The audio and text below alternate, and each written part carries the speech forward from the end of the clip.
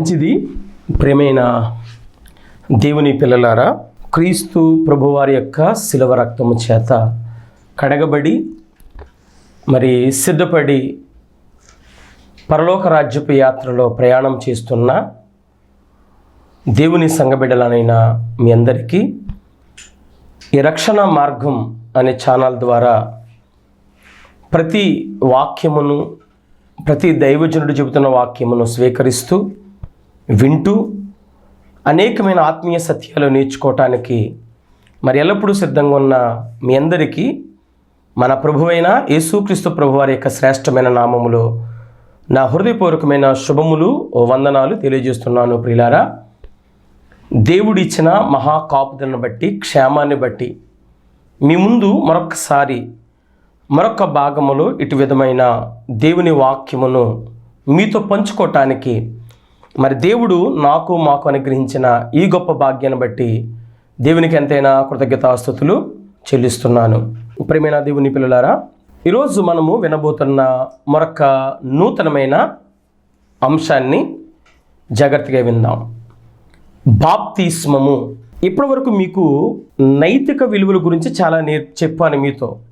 గత ఒక 6 ఎపిసోడ్ల నుంచి ఒక మనిషి నైతికంగా ఎలా బ్రతకాలో, ఒక ఐక్యత గురించి, ఒక పాపము గురించి, దేవుడు ఏ విధమైన న్యాయం ఎలా తీరుస్తాడో, దేవుడు ఎలాంటి వాడో అని ఇటు దేవుని గురించి 2 నైతికత గురించి మీతో నేను చెబుతూ వస్తున్నాను. ప్రియులారా, ఈరోజు మనలో ఆత్మానుసారముగా పరలోక రాజ్యం ప్రయాణానికి, క్రైస్తవ్యానికే తొలిమెట్టుగా ఉన్న ఒక మంచి పాఠాన్ని ఈరోజు ధ్యానం చేయబోతున్నాం.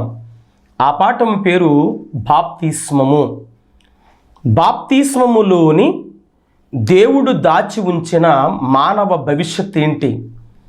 బాప్తిస్మములో దేవుడు ఉంచిన పరమార్థం ఏంటి అన్న సంగతిని ఈరోజు మనము ధ్యానం చేయబోతున్నాం.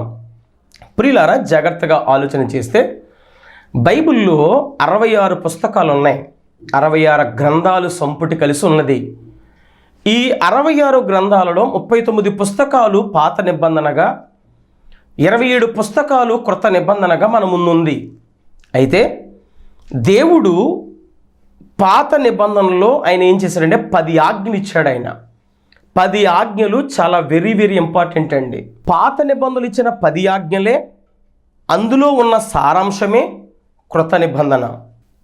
మరలా చెబుతున్నాను, దేవుడు 10 ఆజ్ఞల్లో 4 ఆజ్ఞలు దేవునికి సంబంధించినవి, అంటే సిద్ధాంతపరమైనవి. మిగతా 6 ఆజ్ఞలు మాత్రం సాటి మనిషి పట్ల నెరవేర్చవలసినవి. 6 ఆజ్ఞలు, మొత్తం 10.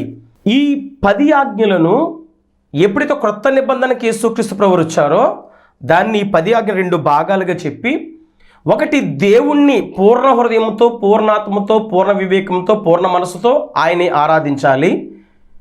2 నిన్ను వలె నీ పొరుగు వారిని ప్రేమించాలి. ఈ 2 ఆజ్ఞలతో క్రొత్త నిబంధన వల్ల ప్రారంభమవుతుంది. గలతీ రాసిన పత్రికలో, రోమీలు రాసిన పత్రికలో పౌలు గారు ఏమంటాడంటే, ఈ 10 ఆజ్ఞలు 2 ఆజ్ఞలు యేసుక్రీస్తు ప్రభువు చేస్తే ఆ రెండిటిని ఒక ఆజ్ఞగా మార్చారు. దేవుడు ఒక ఆజ్ఞగా చెప్పించాడు పౌలు గారి చేత సంఘాలకు. అదేంటంటే, నిన్ను వలె నీ పొరుగు వారిని ప్రేమించాలి. ఒకటి దేవుణ్ణి ప్రేమించాలి, 2 నీకు నువ్వు ప్రేమించుకోవాలి, 3 ఎదుటి వారిని ప్రేమించాలి. ఇది బైబిల్ చెప్పేది. బైబిల్ ఫార్మేట్ అంతా ఇదే. మీరు బైబిల్లో ఏ వచనాన్ని, ఏ అంశాన్ని మీరు తడివినా మీకు వచ్చేది ఈ 3 బయటకు వస్తాయి. మీరు ఎలా చదివినా, మీరు ఎలాగ ప్రయత్నం చేసినా ఈ 3 విషయాలు ప్రతి అంశంలో కనబడతాయి మనకి. దేవుణ్ణి, 2 నీకు నువ్వు, 3 ఇతరుల విషయములు. ఇదే ధర్మశాస్త్రమైన, క్రొత్త నిబంధన అయినా చెప్పేదంతా ఇదే. ప్రియులారా, 10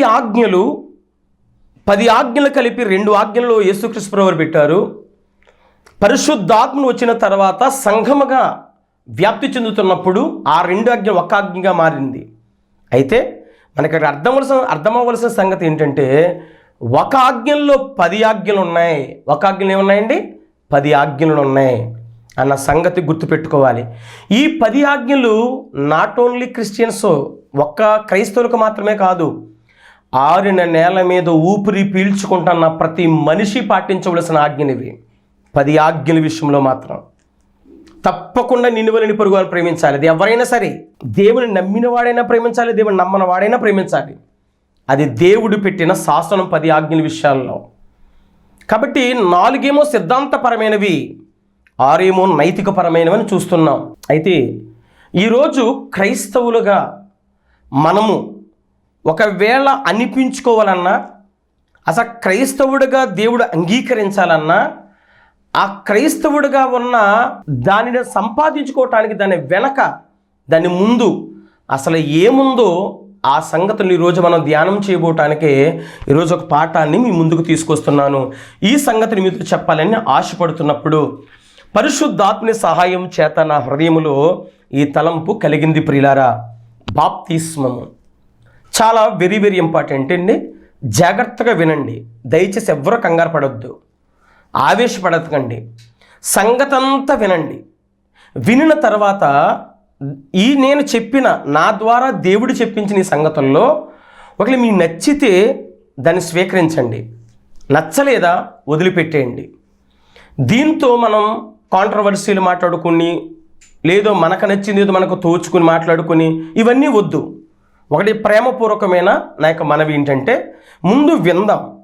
వినిన దాన్ని బట్టి అందులో ఉన్న సారాంశం ఏంటో, లేఖనానుసారంగా ఏముందో తెలుసుకుందాం.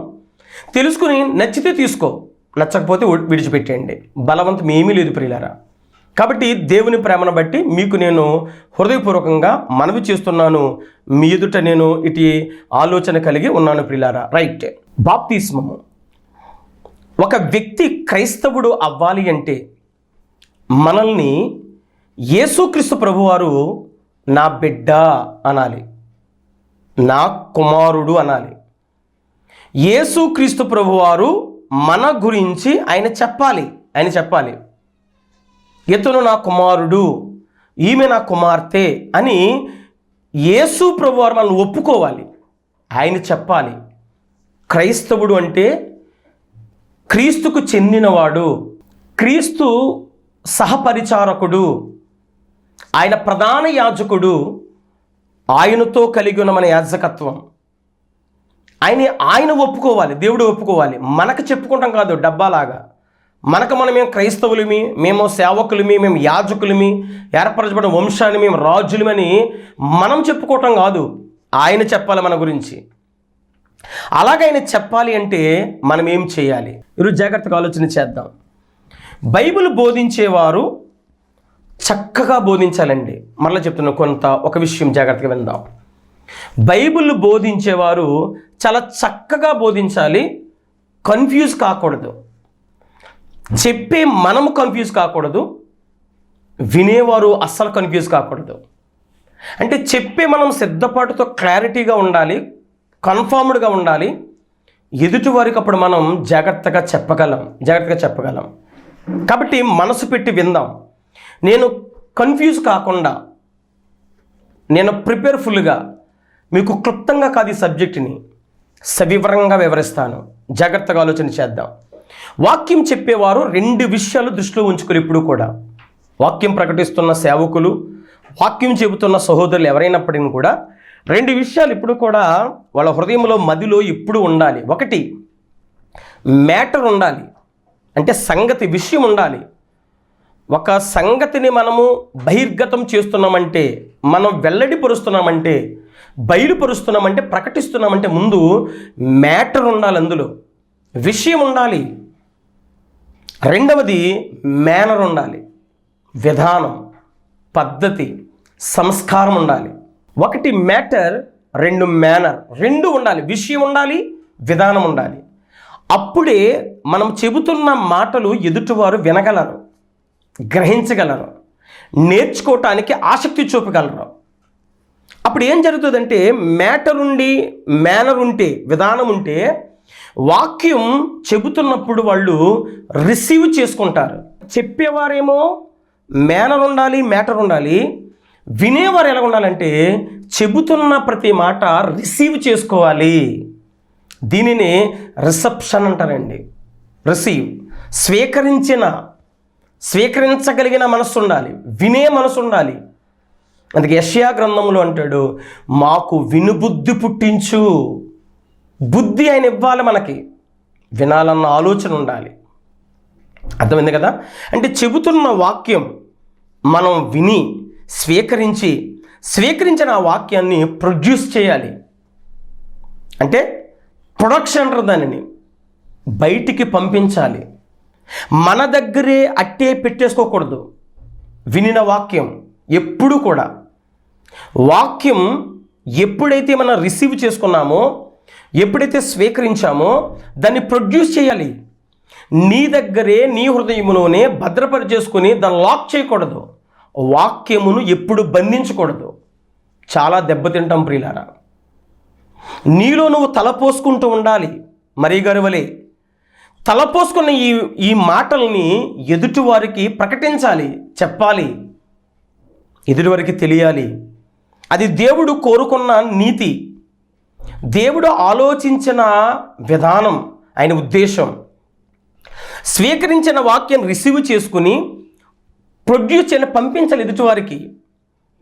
ఎలా ఉండాలి అంటే, అలాగ జరగాలి అంటే, వినినవాడు అట్టి విధంగా నడవాలి అంటే ముందు చెప్పేవాళ్ళు మనలో మ్యాటర్ ఉండాలి, రెండు మేనర్ కూడా ఉండాలి. రెండు ఉండాలి.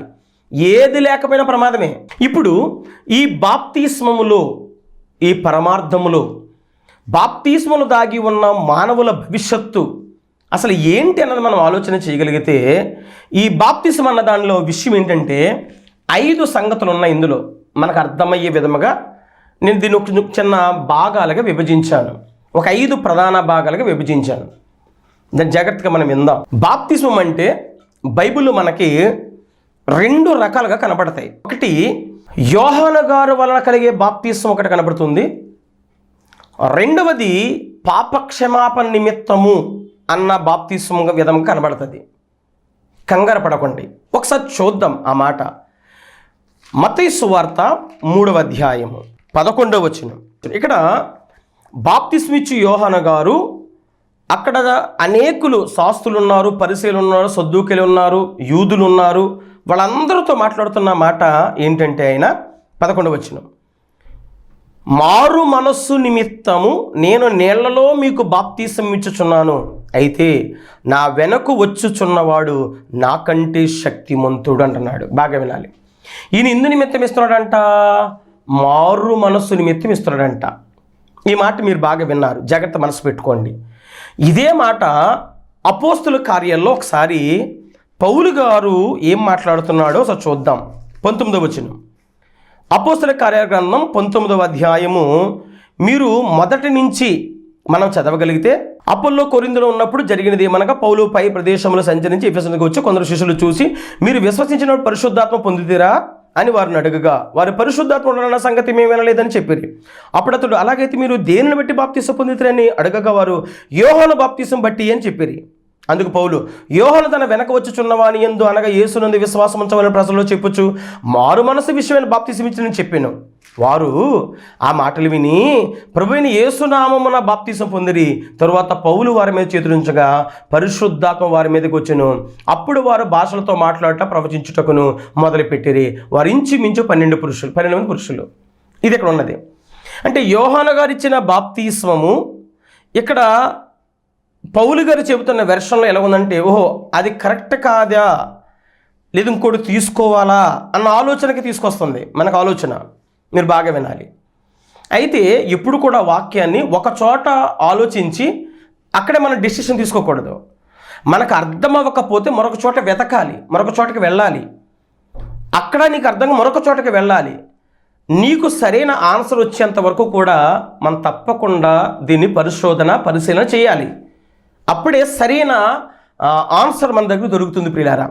అయితే ఇప్పుడు పౌలు గారు చెప్పిన దానికి, యోహాను గారు చెప్పిన దానికి కంక్లూజింగ్ ఎవరిచ్చారంటే పేతురు గారు ఇచ్చారు. ఇది అపోస్తల కార్యాల గ్రంథము 2వ అధ్యాయము. ఇక్కడ మారు మనస్సు అన్నాడు యోహాను గారు. అక్కడేమో మారు మనస్సే కాదు, యేసుక్రీస్తు నిమిత్తం పాప క్షమాపణ నిమిత్తం బాప్తిసం పొందాలన్నట్టు ఆయన చెప్పాడు. అంటే మారు మనసు ఏంటి, పాప క్షమాపణ ఏంటి, రెండు ఏంటి వేరియేషన్ అనిపిస్తుంది ఏంటి అని కంగారు పడుతున్నారా? కంగారు పడకండి, బాగా అర్థమవుతుంది కదా. అంటే ఏ అవగాహనతో తీసుకోవాలో బాప్తిస్మము మనకు అర్థం అవ్వాలి. ఈరోజు చూద్దాం. అపోస్తల కార్యాల గ్రంథము 2వ అధ్యాయము 38వ వచనం. పేతురు ఆయన మాట్లాడుతున్నాడు, మీరు మారు మనసు పొంది, అది రావాలి. ఎప్పుడైతే వాక్యం విన్నావో, వాక్యం వినడం వెంటనే మనలో ఏం కలగాలంటే మారు మనసు రావాలి, మనస్సు మారాలి. మారు మనసు అంటే ఏ మనస్సు మారాలి? మనస్సు మారడం ఏంటి? మతాలు మార్చుకోలేనా మనసు మార్చడం అంటే? కాదు. మనస్సు మారడం అంటే నీవు పరలోకం నుంచి వచ్చావని, భూమి మీదకి వచ్చి పరలోక సంబంధ మనస్సు మర్చిపోయేవని, ఆత్మ సంబంధ మనస్సు మర్చిపోయేవని, శరీర సంబంధ మనస్సు బ్రతుకుతున్నావని, ఇది నా జీవితం కాదు, నాది పరలోకరాజ్య సంబంధమైన మనస్సు అని నువ్వు విరిగి, నేను పరలోకం నుంచి వచ్చాను, నా తండ్రి పరలోకంలో ఉన్నాడు, నా ఇల్లు అది, నా స్వదేశం అది, ఇది తాత్కాలికమని నువ్వు ఎప్పుడైతే వాక్యం వినిన తర్వాత గ్రహించావో, అది మనస్సు మారడం అంటే. మారు మనసు అంటే ఉన్న మనస్సు మారడం. ఉన్న మనసు ఏ మనసు? శరీర సంబంధమైన మనసు, ఈ లోక సంబంధమైన మనసు, ఈ 60-70 సంవత్సరాల కాలం ఉన్న వరకే అనుకుంటున్న మనసు అంటే. ఇది కాదు జీవితం. దీని తర్వాత ఉన్న దాని గురించి ఆలోచించి వినిన దాన్ని బట్టి నమ్మిన దాన్ని బట్టి మనస్సు మార్చుకోవాలి. ఎప్పుడైతే మనస్సు మారిందో నువ్వు పాపివని గ్రహిస్తావు. అంటే పాపం అంటే అర్థం ఏంటి? వ్యభిచారం చేయటం, దొంగతనం చేయటం, మోసం చేయడం, అబద్ధాలాటం, ఇవన్నీ ఇది సెకండరీ. మరలా చెప్తున్నా మీకు, పాపం అంటే గురి తప్పుట. అంటే వెళుతున్న మార్గం నుంచి దారి తొలగి వెళ్ళిపోయావు, అదే పాపం. ఏ మార్గములో నడవాలని దేవుడు నిర్ణయించాడో మనిషికి, మానవునికి, ఆ దారిని వదిలి వంకర మార్గంలోకి వెళ్ళిపోయావు. 2 దారులు ఉన్నాయి, ఒకటి సాతాను మార్గం, 2 దేవుని మార్గం. దేవుని మార్గములో నుంచి సాతాను మార్గంలోకి వెళ్ళిపోయాం, అదే పాపం. బాగా అర్థమవుతుంది కదా? అంటే దేవుని ఆజ్ఞల నుంచి లోక ఆజ్ఞల్లో, లోక అధికారాలు పడిన అపవాది ఆజ్ఞలోకి వెళ్ళిపోయావు, అది పాపం అంటున్నాడు దేవుడు. బాగా అర్థమైంది కదా? ఎప్పుడైతే మనస్సు తెలుసుకున్నావో, మనస్సు మారిందో, నేను పాపిని అని గ్రహింపు వస్తుంది. ఇప్పుడు ఆ పాపాలు క్షమించాలి అంటే అది ఒక్క క్రీస్తు రక్తము ద్వారానే. మరి ఆయన అయితే పాపాలు పోవును కాకంటే పోతాయి, అలాగైనా పోతాయి. కానీ ఆయన ఒక నియమమును పెట్టాడు, ఒక రూల్ పెట్టాడు. ఏంటి ఆ రూల్ అంటే, నువ్వు తప్పకుండా మునగాలి అన్న రూల్ పెట్టాడు ఆయన. అందుకు మనం తప్పకుండా నువ్వేం చేయాలంటే బాప్తిస్మమును పొందాలి. ఒక పాఠమును నేర్పటానికి అది పెట్టాడు ఆయన. నాకు అర్థమవుతుంది మీకు? ఆలోచన చేయండి. మన యొక్క హృదయ ఆలోచన ఎరిగిన దేవుడు బాప్తిస్మం అంటే నిన్ను ముంచాలన్న ఆలోచనతో నీకు ఆ క్రమాన్ని పెట్టాడు ఆయన. ఒక క్రమం, ఒక కట్టుబడి పెట్టాడు ఆయన. దాన్ని తప్పకుండా పాటించాలి. సో మారు మనసు వచ్చింది, మారు మనసు పాపక్షమాపణ నిమిత్తము నేనేం పొందాలి? మీరు బాప్తిస్మం పొందండి యేసుక్రీస్తు నామం అని అంటున్నాడు ఆయన. ఎవరు? పేతురు గారు. అంటే ఇప్పుడు యోహాను గారు చెప్పారు, నీకు అర్థం కాలేదు, ఒకవేళ 2 పౌలు గారు చెప్పారు, ఒకవేళ అర్థం కాలేదు, అయితే మరొక చోటుకు రా, ఇక్కడ అర్థమైపోతుంది. ఇప్పుడు మారు మనసు అన్న పాపక్షమాపణ 2 ఒక్కటే. అంటే మారు మనసు ఎప్పుడైతే వచ్చిందో పాపను ఆటోమేటిక్ గ్రహింపు వస్తుంది. ఎప్పుడైతే గ్రహింపు వచ్చిందో ఆ పాపం నుంచి ఎలా కడుక్కోవాలో అర్థమవుతుంది. ఎప్పుడైతే నువ్వు కడుక్కున్నావో వెంటనే బాప్తిసం పొందాలని ఆలోచన కలుగుతుంది. అది చెప్పాడు ఇక్కడ. కాబట్టి 2 ఒకటే, అటు మారు మనసు నిమిత్తమైన ఒకటే, 2 పాపక్షమాపణ నిమిత్తము ఒకటే. అటువంటి అవగాహన కలిగి తీసుకోవాలి. యోహాను గారు ఇచ్చిన బాప్తిసం కరెక్టే, యేసుక్రీస్తు ఇచ్చిన బాప్తిసం కరెక్టే, అపోస్తలులు ఇచ్చిన బాప్తిసం కూడా కరెక్టే. అందరూ ఒకే నామం, ఎవరైనా ఒకటే. ప్రియులారా, ఈ మాటలు మీరు వినండి, మీ సంఘాల్లో ప్రకటించండి, ఎక్కడైనా ప్రకటించండి. అయ్యో కాపీ కొట్టేస్తున్నామా అనుకుంటున్నారా? చాలా పొరపాటు మాట అది. అది అపవాది మాట. అది కాపీ కొడుతున్నామన్న మాట చాలా పొరపాటు మాట. అది తప్పుడు మాటలు అవన్నీ కూడా. బాగా అర్థమైందా? కాపీ పేస్ట్ అంటారు కదా, అది కామెంట్ చేయడానికి పనిజరుగుతుంది. అసలు బైబుల్ నాలెడ్జ్ తెలియనోడాడే మాట అది ఎంత కూడా. మాస్టర్ స్కూల్లో ఏదైతే చెప్పాడో అదే ఎగ్జామ్లో రాయాలి. ఆ ఎగ్జామ్లో మాస్టర్ ఏది చెబితే, మాస్టర్ ఎక్కడి నుంచి చెప్పాడు, టెక్స్ట్ బుక్లో ఏముందో అది చెప్పాడు. సొంతంగా చెప్పిన మాటలు చెప్పి ఎగ్జామ్లో అయితే ఫెయిల్ అయిపోతావు. ఈ సంగతి నీకు అర్థమైతే పరమందున్న కన్న తండ్రి ఏ సంగతులు అయితే చెప్పాడో అవే సంగతులు యాజ్ ఇట్ ఈజ్గా యేసుక్రీస్తు చెప్పాడు ఆయన. ఒకవేళ కాపీ అని నిన్ను అనుకుంటే ముందు యేసుక్రీస్తుని తప్పు అన్నాడని అర్థం. గుర్తుపెట్టుకోండి. ఒకవేళ యేసుక్రీస్తు ప్రభువు తర్వాత పరిశుద్ధాత్ముడికి అవే చెప్పాడు. వాళ్ళు చెప్పినవే ఆదిమ 12 మంది శిష్యులు చెప్పారు యాజ్ ఇట్ ఈజ్గా. ఏ మార్పులు లేవు, ఏదైతే శిష్యులు చెప్పారో ఆదిమ సంఘం అదే చెప్పింది. పౌలు గారు, బర్నబా గారు అదే చెప్పారు. నేటికి ప్రతి ఒక్కరు కూడా అవే చెప్పాలి. అందుకే మీకు ఒక్కసారి అప్పగింపబడిన బోధ నిమిత్తం మీరు పోరాడండి. అందరూ ఒకేలాగా చెప్పాలి, ఒక్కటే విధంగా చెప్పాలి వాక్యం. బాగా అర్థమైంది ప్రియులారా? నువ్వు ఏ రకంగా ఎత్తుకున్నా సరే థీమ్ మాత్రం ఒకటే, దాని సారాంశం ఒకటే. ఈరోజు నేను చెబుతున్న మాటలు కానీ, లేదా నేను నేర్చుకున్నప్పుడు సంగతుల విషయాలు కానీ, ఏదైనా సరే తండ్రి మూలం మనకి, పరమందు తండ్రి, ఆ తండ్రి ద్వారా యేసుక్రీస్తు మనకి ఇచ్చిన ఈ జీవాహారాన్ని అందరము భుజించాలి. నేర్చుకోండి, నేర్చుకున్న విషయాలే చెప్పండి, ఏమీ పొరపాటు లేదు. దేవుని మాటలకే చెప్తున్నారు. పరలోకం కదా చేరుతున్నాం. వారవలేని వాళ్ళు, అసూయపరులు, దెయ్యం పట్టిన మనసు కలిగిన వారు ఇటువంటి దిక్కుమాలిన మాటలు మాట్లాడతారో అవి మీరు పట్టించుకోకండి. ఏదైతే విన్నానో అదే చెప్తున్నాను యేసుక్రీస్తు వారు. ఏదైతే నేర్చుకున్నామో అదే చెబుతున్నాం అంటున్నారు. ఈరోజు మనకంటే పెద్ద పెద్ద సేవకులు, అనుభవం కలిగిన వాళ్ళు ఉన్నారు.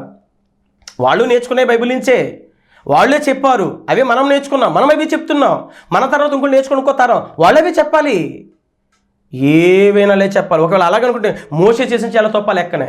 మోషే నిర్గమాకాండంలో ఏది చెప్పాడో ద్వితీయోపదేశంలో అయ్యే చెప్పాడు. మరలా ద్వితీయోపదేశం ఏదైతే మోషే గారు చెప్పాడో యెహోషువ గారు అయ్యే చెప్పాడు. వాక్యాన్ని మనం ఆలోచిస్తున్నప్పుడు మన సొంత ఆలోచనలో లోక సంబంధంగా ఆలోచించి దీన్ని మలినం చేద్దాం అనుకుంటే పాడైపోతాం. అనేక ఆత్మలు ఇప్పటికే పాడు చేసినటువంటి మాటల వల్ల తప్పండి, చాలా పొరపాటు. ప్రియులారా, నా మిత్రులుగా, నా స్నేహితులుగా, నా సహోదరులుగా మీ మేలు కోరి మాట్లాడుతున్నాను. విన్నావా? వినవక చెప్పు, నో ప్రాబ్లం, తప్పేమీ లేదండి. బూతులు ఆడటం లేదు కదా, సరసోక్తులు ఆడతలేదు కదా, దుర్భాష ఆడతలేదు కదా, దేవుని మాటలకే చెప్తున్నావు, చెప్పండి, ఏం పర్వాలేదు. అలాగని వాళ్ళని పోలి మాట్లాడి ఇప్పుడు అనుకోకండి. ఎవరో ఒకరు ఉన్నారు, మీరు సేమ్ యాజ్ ఇట్ ఈజ్గా చెయ్యిపితే చెయ్యొప్పడం, కాలు ఇపితే కాలు ఇవ్వడం, వాళ్ళ మేనరిజం తీసుకోకండి. నీకేదైతే విధానం నేర్పడో ఆ విధానం చెప్పు. ఆయనలాగైనా మాట్లాడాలి, ఈయనలాగైనా మన తప్పది. అర్థమైంది కదా? ముందు మ్యాటర్ కావాలి, తర్వాత నీ మేనర్ బట్టి నువ్వు చెప్పు. అది నేర్చుకోండి. దేవుని వాక్యం ప్రకటిస్తున్నప్పుడు హేళన చేసి దోషాలను మాట్లాడి వంకలు పెట్టడం నేర్చుకోవడం చాలా పొరపాటు. ప్రియులారా, దెబ్బతింటావు, జీవితంలో చాలా దెబ్బతింటావు. సో బాప్తిస్మం అన్నది ఇక్కడ మనకి ఒకటి మారు మనసు నిమిత్తం యోహాను గారి దగ్గర కనబడుతుంది. 2 అపోస్తల కార్యాల్లో పౌలు గారు ఒక రకంగా మాట్లాడుతున్నారు. అయితే ఈ రెండింటికి కంక్లూజన్ ఏంటంటే ఇద్దరు చెప్పింది ఒకటే. సో మారు మనసు పొంది, మనస్సు మారి, నువ్వు పాపిని గ్రహించి పాప క్షమాపణ పొందాలంటే క్రీస్తు రక్తం కడగబడాలి కాబట్టి బాప్తిస్మం పొందండి అని చెప్పారు. ఇది బాప్తిస్మంకు ఉన్న ఒక నిర్వచనం మనకు అర్థమవటానికి. రైట్. ఇప్పుడు ఇందులో ఈ పాఠంలో ఒక 5 విషయాలు ఉన్నాయని చెప్పాను. ఏంటి 5 విషయాలు? ఒకటి, బాప్తిస్మం అనగానేమి, నెంబర్ 1. 2, బాప్తిస్మం ఎందుకు తీసుకోవాలి. నెంబర్ 3, బాప్తిస్మం ఎప్పుడు తీసుకోవాలి. నెంబర్ 4, బాప్తిస్మం ఎలా తీసుకోవాలి. నెంబర్ 5, బాప్తిస్మము చిన్న పిల్లలకు అవసరమా. అన్నీ దేవుడే చెప్పాడండి, దేవుడే చెప్పాలి.